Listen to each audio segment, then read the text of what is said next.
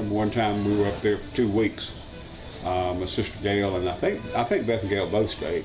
And what we did is we picked cotton every single day. We had paper sacks full of cotton. We had more cotton than you could imagine how much cotton we had. When it came time to weigh the cotton we'd picked, I think I'd picked something like 11 cents worth of cotton. And Nanny paid me 11 cents, and I remember thinking, it seemed like she could have rounded it off to 15. I mean, I am her grandson. Gave my sister Beth, 10, 15 cents, and Gail this much. But Gracie and Glenda and Patsy, was my cousins that lived up there.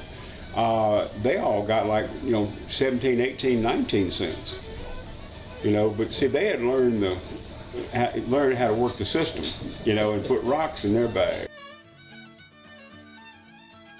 I got out of school, I went up there and stayed a few times for a couple months, and I go do whatever.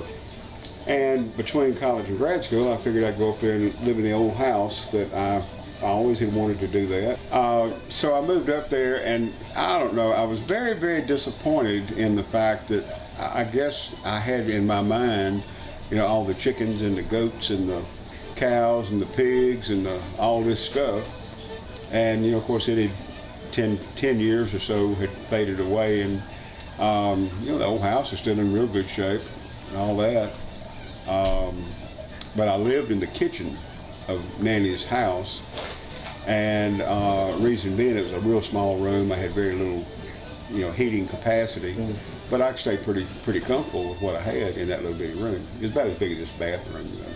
That was a wonderful year. I had a wonderful time. Edith kept tabs on me twice a week. She'd have the kids come get me, and I'd go and eat supper with them, and once or twice a week, she'd have the kids go around and make sure I was still alive. When the temperature had dropped down to about 5 degrees. I can remember when Greg Harkins came and lived in his grandpa's house. We had a huge snowstorm. And he was over there in that house, and we had to go rescue him because we were going to freeze to death. You got to go check on Greg. The house didn't have all the insulation in it. Didn't have any in it. I think it was the coldest winter on record, and I used 10 gallons of butane for my heat the entire time. Because like I said, I loved that house. I'd go up there as a kid. Another thing, I could ride my horse from Big Daddy and Nanny's. I could ride my horse that far away. I could ride to their house. Mm-hmm. So I got to come and visit them, several times. So here comes the rolling store. It was a little school bus. Yeah. And she collected milk from people, collected eggs from people, and they would trade eggs for, groceries, or they, however. But I remember taking my 11 cents, and I got a bag of BBs, and I got some kind of little piece of candy, and a couple other things, like that. And I had a penny left over. A little bitty school bus. Yeah. It had been converted into a rolling store. Yeah. I went to school at Thomastown, and I had a real hard time learning to spell my long Catherine name. So the teacher says, "Well, look, you can spell cat, can't you?" And the kids in that class, from then on, I became Cat. I went to school at Thomastown. The year I went to school, Granddaddy took the school route, and in fact, he took the school route every year we were in Thomastown School. It's right there in the crossroads, a little bit north of the chair factory there. They had a gymnasium. The first year I was there, they had outdoor privies was really amazing was the number of students they had in the Catholic school that they had at Sulphur Springs. And I've got a school picture of the school at Sulphur Springs, and I can identify my grandfather and three of his sisters, his brother, and maybe a Luckett or two in that one. But this is my grandfather's generation in his school at Sulphur Springs. But anyway, first day, Mom and Daddy kept talking about going to school. Well, I already made my plan. I wasn't going. I had hooks set out that I had to go run. So I put on my little coveralls and my little red boots. And I said, well, I'm gonna go run my hooks. They said, no, you going to school. And so me and him had a foot race out across the cotton field. And of course he won. And I had on some little overalls, and he caught him by the back of my overalls and took me back and made me get dressed and get on. My granddaddy ran the school bus, so he put me on the school bus.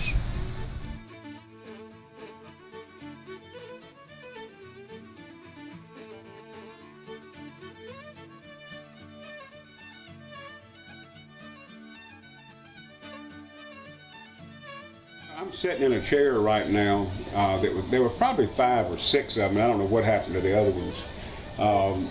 But these 2 chairs right here are the chairs that probably one of the other ones Big Daddy was sitting in, and Big Daddy and somebody were sitting in 2 of the chairs. And I remember looking down that porch, and it looked like there were 50 chairs down that porch. But then you go back and look at how little the house was and little the porch was. It couldn't have been more than about 6, 8. I started working with a man named Jess Biggert, who these could be Jess Biggert chairs, right? Tommy Bell was the man I apprenticed under. He told me more stories. He told me more crazy stories than you can imagine. He was 11 years old when he started his chair business, and his brother worked with him. And you think, well, how many chairs could an 11-year-old boy and his 14-year-old brother make? They had a standing order with a wholesale hardware store company for 144 straight chairs every 2 weeks. And I said, Mr. Bell, could y'all make 144 straight chairs every 2 weeks? He said, no, man, what any way in the world to? I said, well, how many chairs would y'all get made? And I was thinking he was going to say, 15, 25, something, and still go, wow, He said, oh, we never got 144, but he said we get like 128, 117. He said one time we got 138. I mean, they probably sold it for 5 cents or 3 cents a piece, but it was an 11-year-old boy and his 14-year-old brother. Ms. Mabel, another big figure in my life, Tommy Bell's wife. Yeah. But she said, truth be known, she said, Tommy never really made any real money, like that. And she said, now he kept us fed. He said, we always had peas and corn and, pork and beef and all. He raised all this stuff and all that too. But she said, if I hadn't got a job in that parachute factory up there in Kosciuszko, she said, my children had never known what a soda cracker tasted like. The horizontal pieces, like the foot rounds, seat rounds, side rounds, all that stuff are dry. The back frames, all that are dry, and the front post and back post are green. Mm-hmm. When you drive all this together, like that front post dries down on those dry parts, and you can't knock it apart. Yeah, this one right here is one of the 2 that came out of the chicken yard. And, best I can figure, there's been 6 generations of Harkins have sat in this chair. Man. Made out of a walnut tree that came out of the chicken yard. Yeah, my daddy worked in that chair factory. He lived with his granddaddy Harkins in his granddaddy Harkins' older days.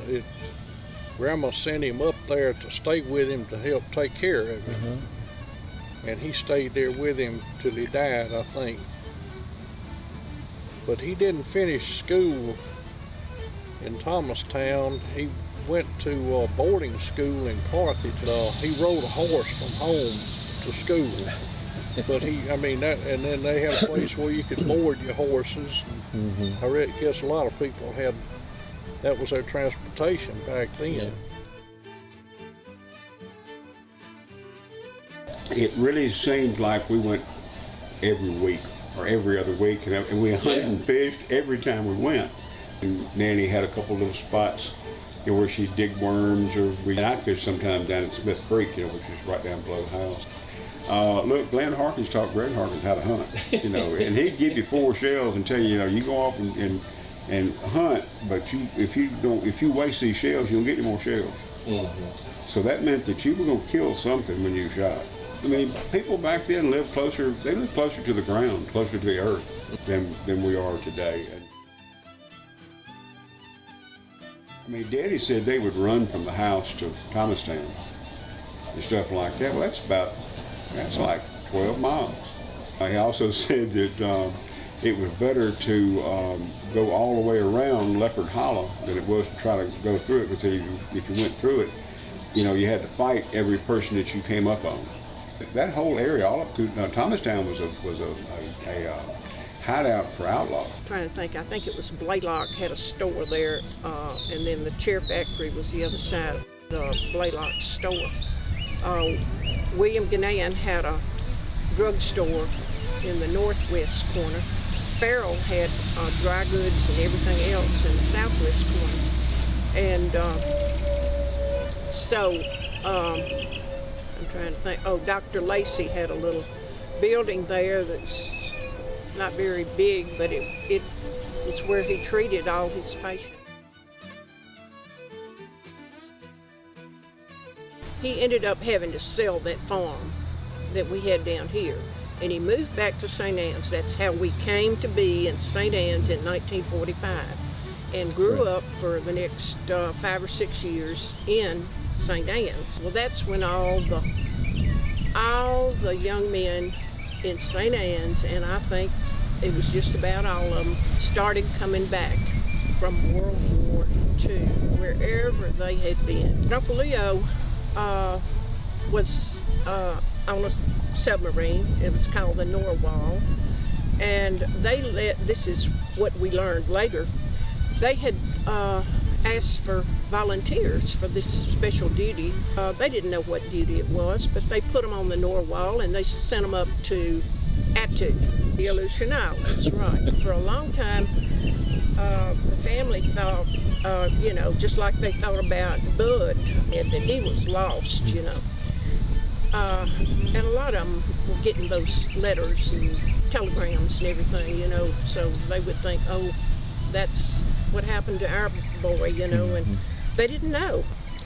We had a letter from Uncle John in somewhere along there, and he felt sure that Leo was gone. Leo survived. He came back with frozen feet, and my mother looked up one morning. Anyway, she looked up, and there was Uncle Leo hobbling up the driveway, and he was walking on hobbling because his feet had been frozen. But I remember the other thing that happened, Bud, I don't know how we got the word, but we heard that Bud was a prisoner.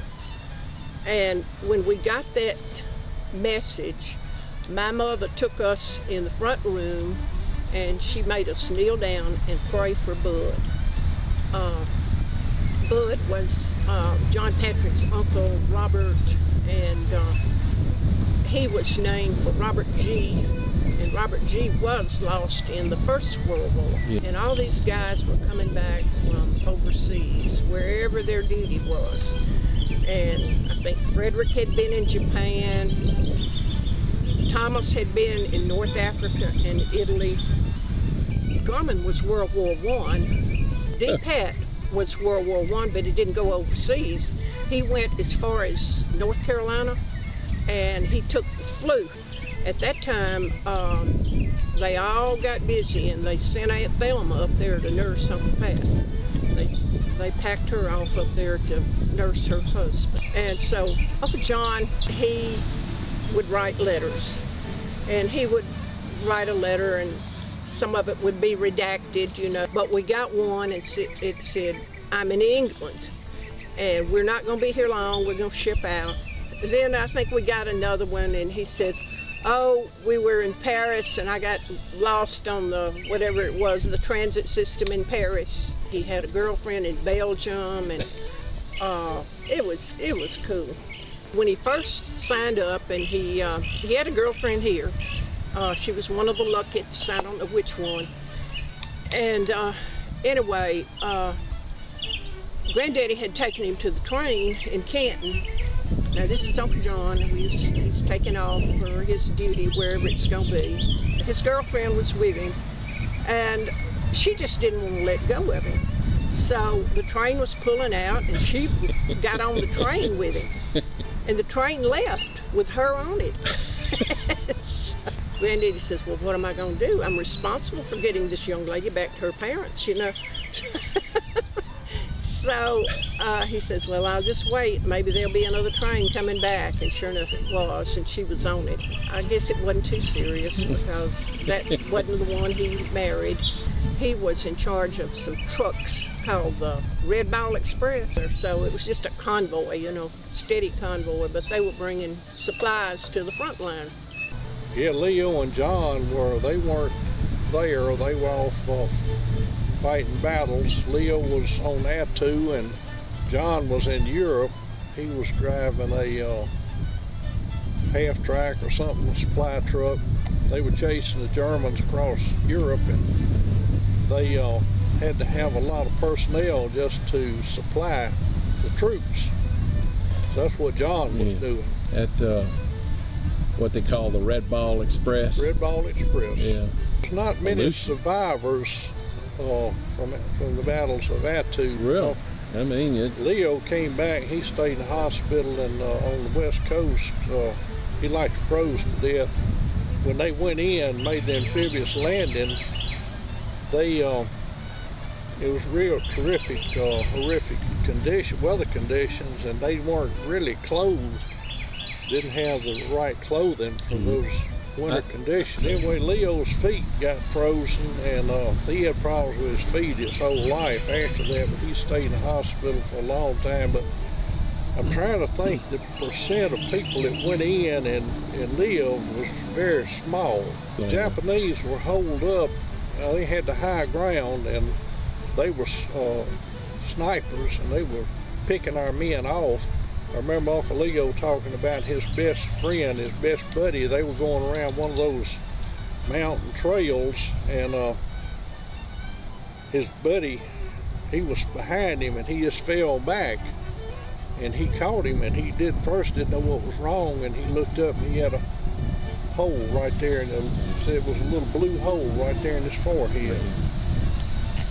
And he had fallen and went down this slope.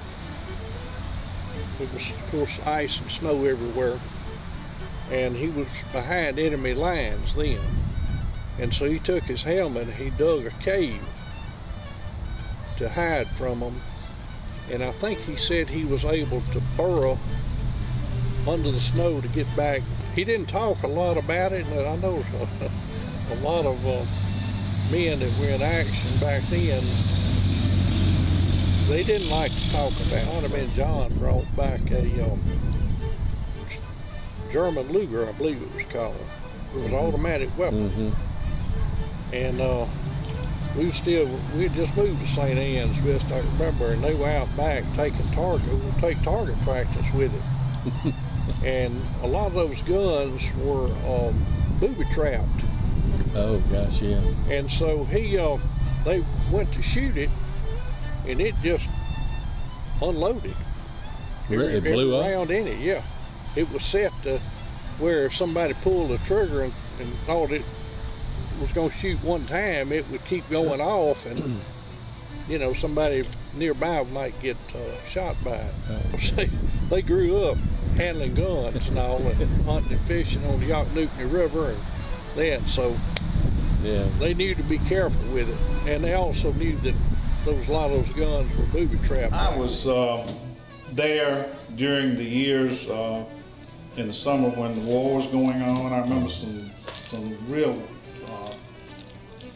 traumatic instances when the war was over, and people were so jubilant they were just shouting and screaming and that type of thing. I remember some aircraft flying over at a low altitude and people riding up on horseback, just proclaiming, you know, the war is over. And I was just almost astounded. I was like 8 or 9 years old.